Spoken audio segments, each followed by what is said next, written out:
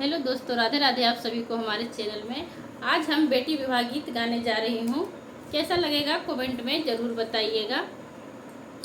पापा सबे बरतियन अंगूठी रोमा, पापा सबे बरतियन अंगूठी रोमा, पापा कैसे चिन्हबे अपने दाम, पापा कैसे चिन्हबे अपने दाम।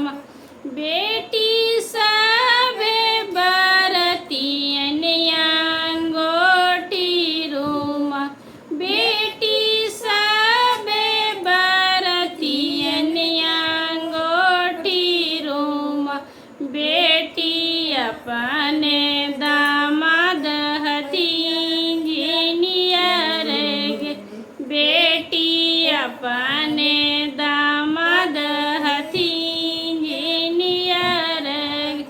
चाचा सभे बरतियन अंगूठी रोमा, चाचा सभे बरतियन अंगूठी रोमा, चाचा कैसे चिन्हबे अपने दाम, चाचा कैसे चिन्हबे अपने दाम।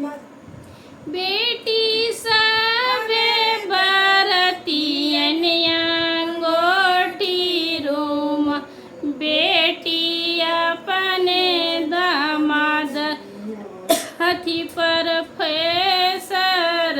गे, बेटी अपने दामाद हथी मास्टर गे।